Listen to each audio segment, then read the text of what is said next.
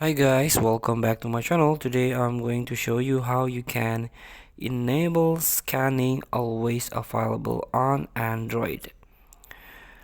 So, you can try to activate this feature by go to the settings. Then you can tap on Wi-Fi.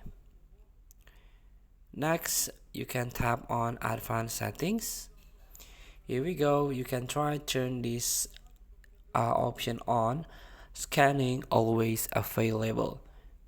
So allow location services and certain apps to scan for networks even Wi-Fi is turned off. So the system will automatically scan a nearby Wi-Fi and try to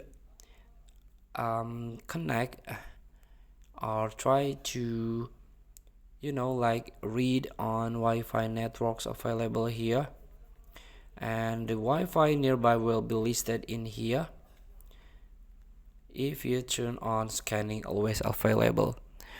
Feel free to try. Thank you for watching. Don't forget to comment, like, and subscribe, and so click the button below. See you in the next video.